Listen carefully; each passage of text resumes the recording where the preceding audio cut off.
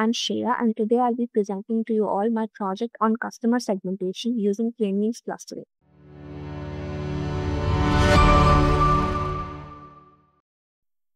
So before we move on to the code and understand what it is about, I want to give you all a little bit of context on what customer segmentation is exactly. So it basically refers to grouping of similar customers together so that businesses will be able to tailor their marketing and business strategies in a way that is targeted to that particular segment. This will help the businesses to gain better revenue and also increase their customer base. My project also contains an interactive Power BI dashboard that will be very useful to us in visualizing insights regarding each segment. So now let's proceed to the code. So for the purpose of this project over here, I have used the customer personality analysis dataset from Kaggle, and I have downloaded it over here like in this way. And if we take a closer look at the dataset, it has multiple features like birth year, education, marital status, income, number of kids. And DT customer over here refers to the date at which the customer was officially enrolled into the company's database. And recency is the number of days since the last purchase of the customer. It has also got features like MNT, wines, fruits, etc. That is the that refers to the amount that the particular customer has spent across these different categories. It also has number of web purchases, number of catalog purchases. That is the number of purchases that the customer has done using that particular mode. That is either through catalog, web, or in-store purchases.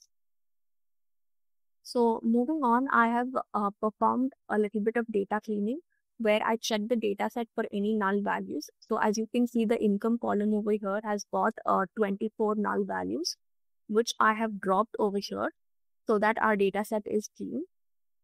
Further, I have also performed feature engineering in order to derive more meaningful columns, more meaningful features out of the data that is given to us. So I have come up with the years of shopping column from the DT customer, the age column from year of birth, and the total amount that was spent across all different categories. Also the number of children, the total number of children for each customer. If we take a look at the data set, we notice that the marital status column has got multiple values this way. But as you can see, a lot of these values are very similar to one another and they can be grouped together. So that is what I have done over here. And I have reduced the number of categories in the marital status to just 2, that is either partner or alone. The same has been done for the education column over here, which has been reduced into just 3 values, that is either graduate, postgraduate, or undergraduate. The another issue with the data that was given to us is when we take a look at the age column, the maximum age that we come across is 132. Usually such very high values are a result of data entry errors or outliners, which we don't want in our data set because this could hamper the performance of our model. So I have further shrunk the data set to contain only rows that have age less than 90. Moving on, we perform label encoding on the columns education and marital status. So as you have seen before, education and marital status has got categorical values. And before we feed any data into a machine learning algorithm, it is required that we provide the data in the form of numbers. That is, we are only allowed to give numerical input to our machine learning models. We are not allowed to give categorical or categorical values. So for that purpose, we use the label encoder. So what this will do is it will assign a number to different categories that are present in the column. So for example, if we take a look at the marital status column, as we have seen before, it has 2 values, alone and partner. So alone might get assigned to a value of 0 and partner could get assigned to a value of 1, something like that. Similar thing will be done for the education column as well. And then we also perform feature scaling on our data.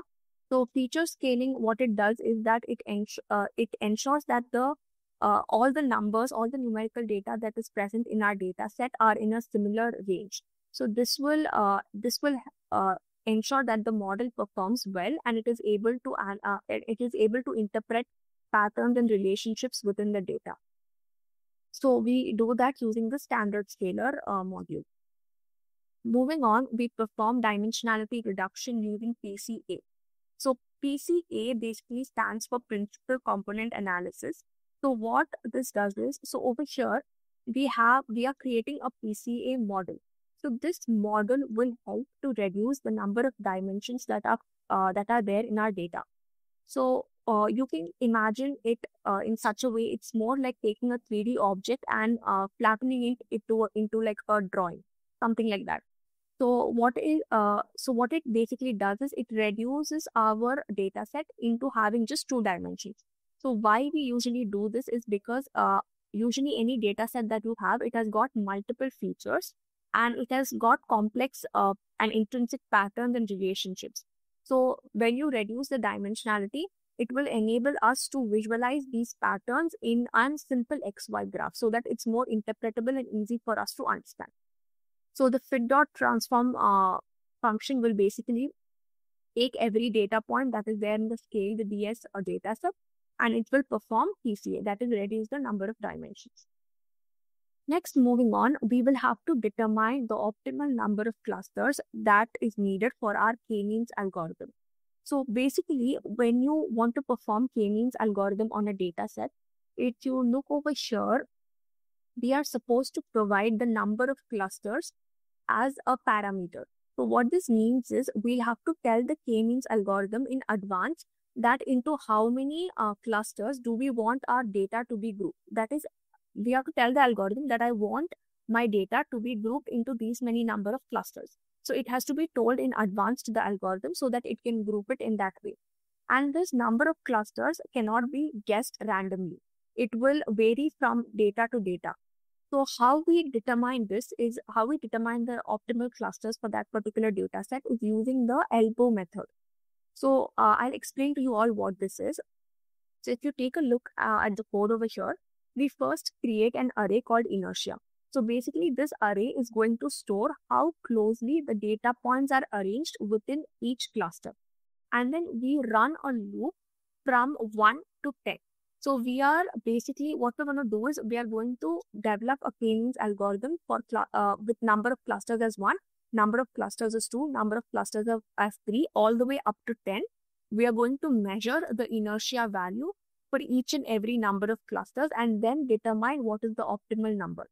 So the loop will run from 0 to 1, 1 to 0, and the k-means algorithm will be performed for that particular value of k. And the inertia, that is the value as to how closely the data points are related, will get appended to the inertia array. So we will have these values and we will take a look at these values and determine the number of clusters for our particular algorithm. So over here, we just plot this inertia array and the number of clusters. And as you can see, the elbow method that I talked about earlier to determine the optimal number of clusters, what it says is that the optimal number of clusters, that is the k value for any data set, is the point at which the rate of decrease in inertia sharply slows down. So at the point where the decrease in inertia slows down is the optimal number of clusters. So if we take a look at this particular graph, you can see that the k value is dropping significantly from 0 to 2 clusters, 2 to 3 clusters, 3 to 4 clusters. The drop in inertia is significant. But after the fourth cluster, the decrease or the drop in inertia is very less. Like it's not dropping a lot. It's just dropping to just dropping a few points down over here. So this is the optimal number of clusters. So 4 is the optimal number of clusters for our particular data set. We come to this conclusion, and finally we will perform k-means on our data set using the number of clusters as 4. And the clusters will basically contain, so what it will do is the fit_predict function. It will take each and every data point in our scale DS data set and it will assign a cluster to it. And this cluster column is then added on to the data set.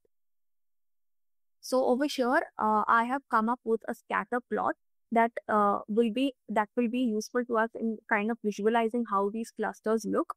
So if you take a look at this, this is what the clusters look like. So yeah. So over here, this is cluster 1, cluster 2, cluster 3, and cluster 4. So this is just for us to be able to interpret and visualize how the clusters will look like. So I just came up with this plot over here. And I also have a count plot that shows the distribution of clusters across our data set. And as you can see, it is quite evenly distributed. Every cluster has got a significant number of data points to it. So the distribution of clusters is also even. Next, the last final step is that over in this part of the code is that we will analyze the 4 clusters. So this is basically like we'll be performing analysis properly on all the 4 clusters using our dashboard. But then over here, just to get an idea about what every cluster is and kind of like just develop a basic intuition about it, we will check the mean value for age, income, and spend so that we gain some kind of insight into what exactly is there, what kind of people fall into each and every cluster. So that is what is done over here. And the round 1 function is basically to round the number of decimal points to 1, and then the group by function and aggregate it. So as you can see over here, we have come up with the thing that cluster 0 has got an average age, average income, spent. We'll be looking into this further when we move on to the Power BI dashboard. So this is it for the K-means clustering part. Now we will proceed to the dashboard and understand, and we will dive deep into each and every cluster and understand the behavior of every customer segment. Now let's take a look at the Power BI dashboard that I have developed using this data set. So according to the data set, the total sales, that is the total number of products that they have sold, is 48 billion. And the total revenue generated by the company is $5 million. And over here is a pie chart for the customer distribution by cluster.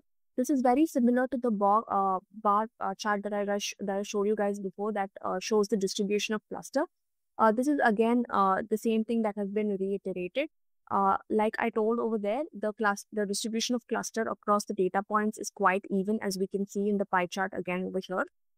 The next thing is income versus spending by cluster. So for each cluster, we analyze the income and the spending. So if we take a look at this cluster, that is the premium enthusiasts, they have high income and they have high spending. But if we take a look at affluent selectives, they have quite a high income, but relatively their spending is lower. And for this cluster over here, that is the senior citizens, they have less income and they have less spending as well. And the budget shoppers here again have relatively very less spending and very less income. Again, here another cluster column chart is to show that which cluster is spending more money on which category, that which cluster is spending how much on each category. That is showed over here. Buying kind of still remains the top category in all across all the 4 clusters. Meat is also high, and gold is also third. Gold is the third largest category across all the 4 clusters. Here we have the average purchases by channel and cluster. So for every cluster, we are trying to understand that which cluster is doing most of their purchases through which medium. So as you can see over here, for both the affluent selectives and premium enthusiasts, they are heavily reliant on store purchases, although they do a quite amount of web purchases as well. The premium enthusiasts do a lot of catalog purchases also, that is also visible over here. The frugal seniors do a lot of web purchases and store purchases the same way, but they also rely heavily on deals, and that is also visible over here. Budget shoppers do very less catalog purchases, and mostly their purchases are store-bought. That can be interpreted through this graph. We also have filters that can be applied across the dashboard. We can filter by cluster and see the data pertaining to that particular cluster. This can be also done, and we can also filter based on age. So suppose we can give a particular range of age and see how the distribution of people are across our data sets this way. We can also try and do something like this. We can apply filters in order to filter out our data and see what is needed at that particular point. So this is it about my project. The link for the GitHub repo that contains the dashboard as well as the source code will be provided in the below the video. You can go check it out if you need. Thank you so much for your time and attention.